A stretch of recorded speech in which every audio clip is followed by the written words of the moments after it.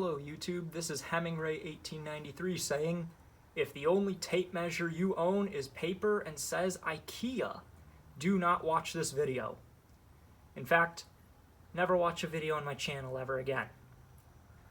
Anyway, so today I'm here underneath my Ford 300, taking off the old exhaust to switch to dual exhaust for a V8, and some of you that watch my other videos, if you don't, I can't blame you. Anyway, may recognize the bicycle jack stand that I'm using to hold up the old pipe while I remove it. And I do know they make jack stands specifically for holding pipe that have like notches on the top and that. So it got me thinking, well, can I build one of those out of wood and make it adjustable height? That's just what I've decided to do. So today, we're going to be building an adjustable height pipe stand. So let's go see concept drawing and see what materials we're going to need.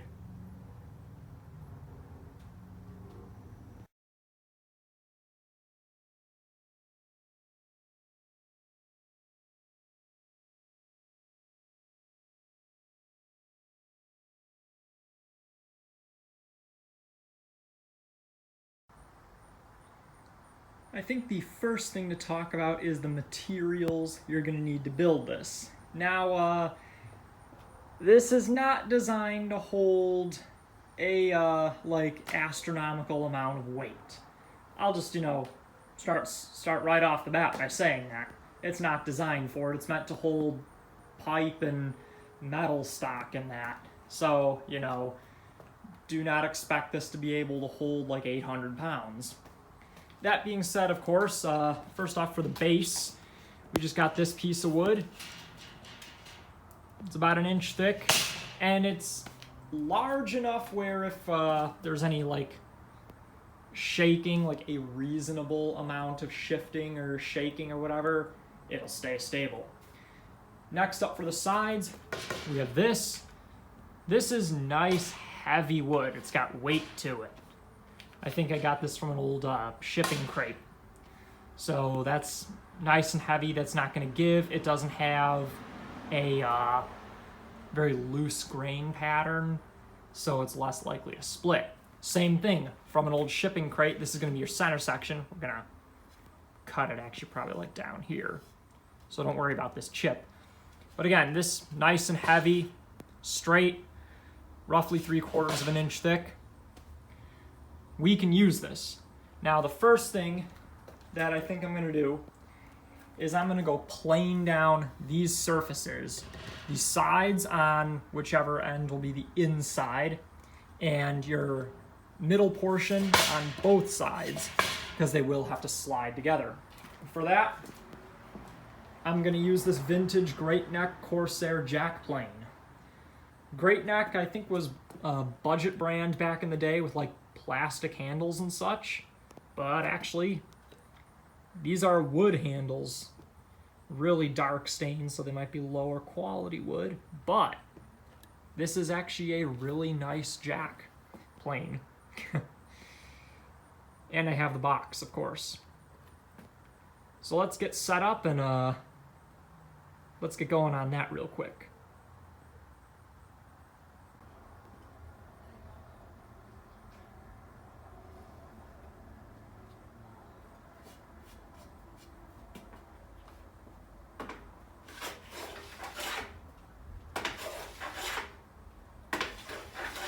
So we got a high spot right there. Oh.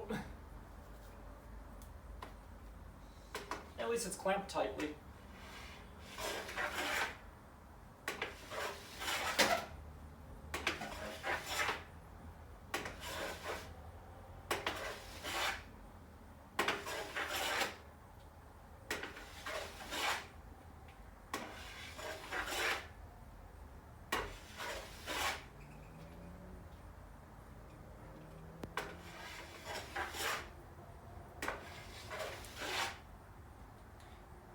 Go ahead and adjust the blade down really quick, but that's a little better than it was before, so we're off to a pretty good start here.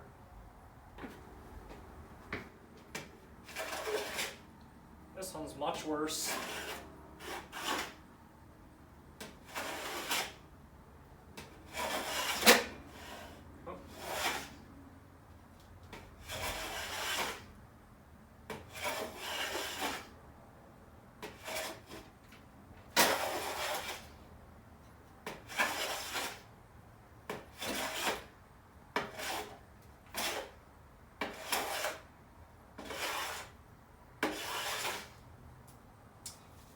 I'm probably planing mildly incorrectly from some people I've seen on YouTube that know much better than I do. But, I mean, for what this is, I think I'm doing okay.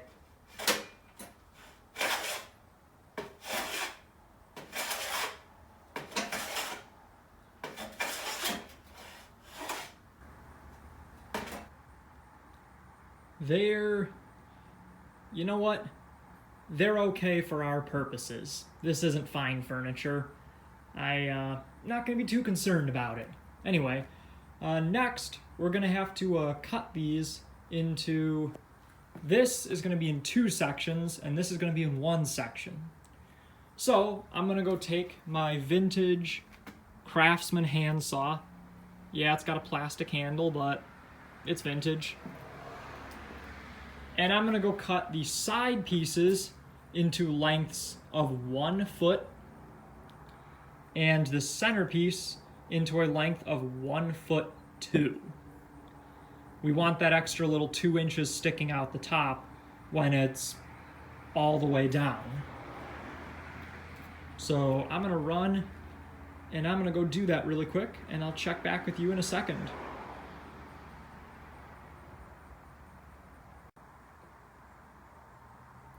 Excellent. We got those cut to a 1 foot length. Now we get to start drilling our holes. In order to make them even, you see I've taped them together so that they're even.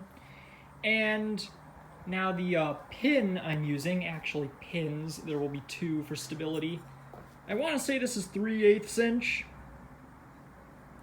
So we're going to have to find a drill bit, not 3/8 inch, a little bigger.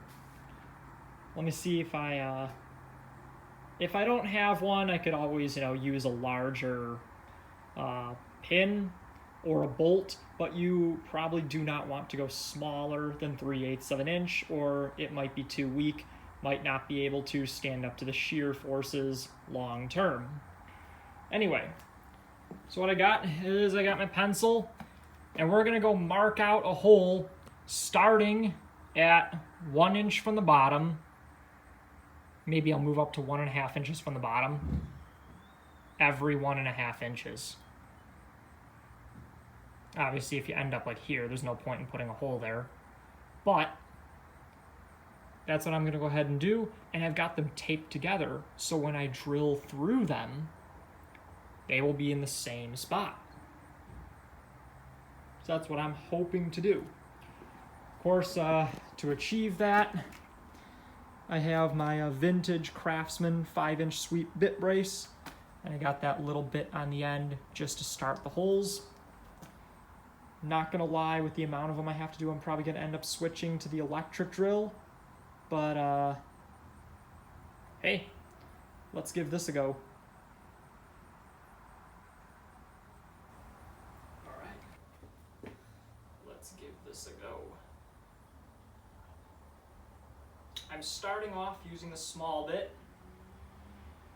where I will work my way up to the larger bits.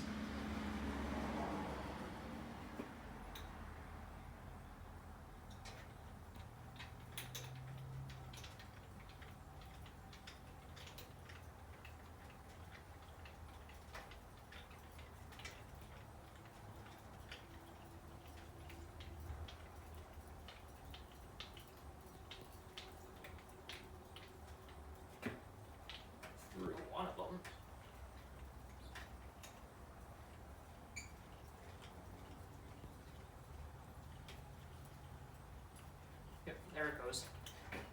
Whoops. I'm through. Well,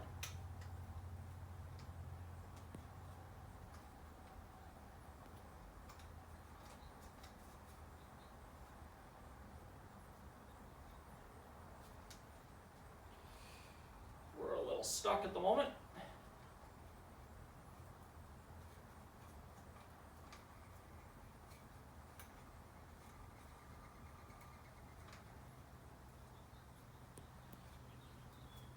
Stop this and go deal with that, and then I'll just go ahead and drill the rest of the holes.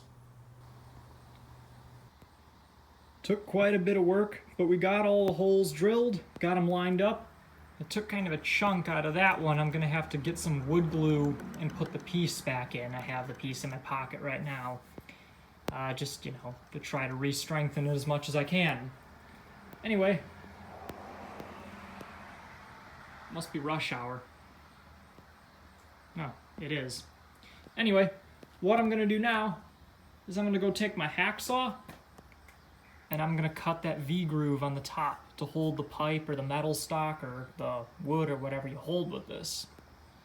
And then it'll be time to drill some holes in the base for final assembly.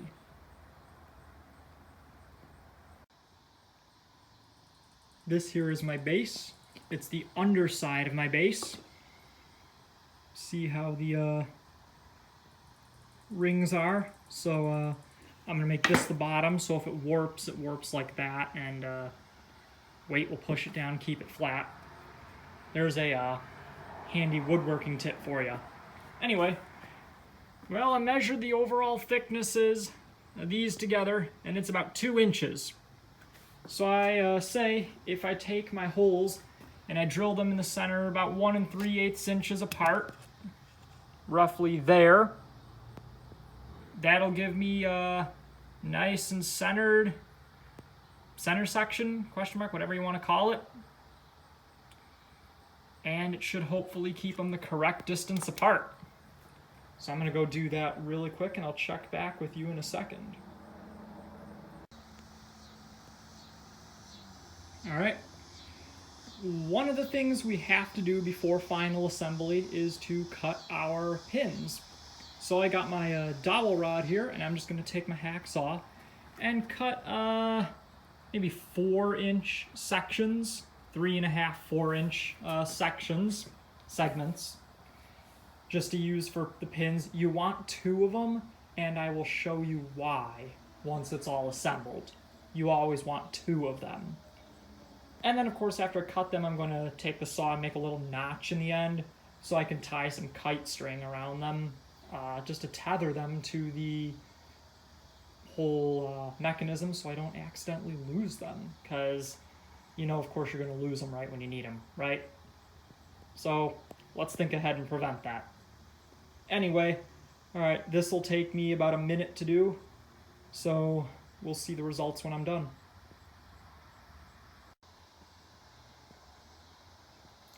We're up to this point now, and the last thing to do before final assembly, so you got our pins with the tethers, is to take this vintage Stanley 16-ounce rip hammer on what appears to be an Excelzol or something handle. Not quite sure, unfortunately. At least to me, the internet could probably answer this. That name is lost to time. Anyway, we're going to take a little nail and we're just going to drive it in right about here so that your tethers have something to tie to. Or you could always drill another small hole right here. You could go that route. I'm choosing to do the nail. Anyway, after this, we'll be ready for final assembly and testing.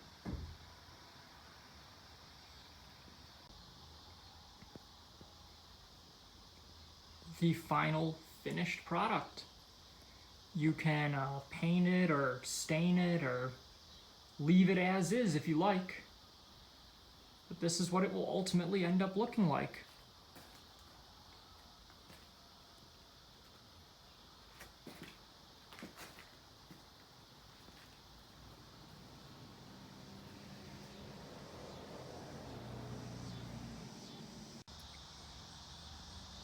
quick safety note before I show it bearing any load.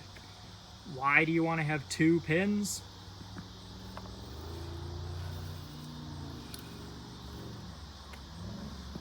That's why.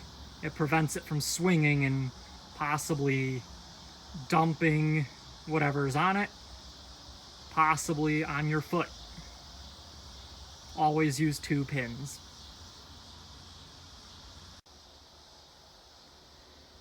And of course, I need to show it works. It is adjustable and it holds up the exhaust pipe. You know, that's good. Few quick safety warnings that I need to give. Personally, I would say the safe capacity of the stand is about 15 pounds. In fact, I even made sure to write it on the stand itself. Why? It's wood. If you need something that can hold a heavier weight, go buy a metal one. Now, perhaps if I had used beefier dowel rods, like 1/2 inch, I could bump it up to 20. And if you use steel pins or bolts, I don't know, maybe you could go 30. Since the steel is harder, I'd be worried that it might start to dig into the wood under load and cause the wood to split, which is why even with steel pins, the capacity of this is still relatively low. Of course, the body itself is nice and solid. Under compression, this could easily probably withstand 100 pounds, 150.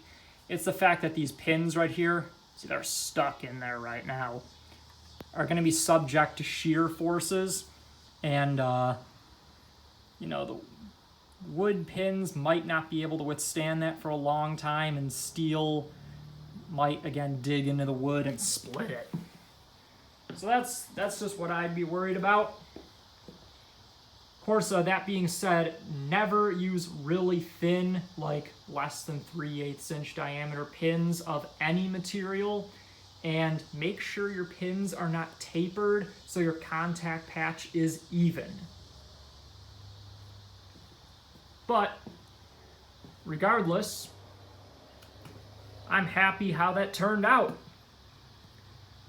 And it will be a big help to getting this back on the road. So let's get out there and put it to work.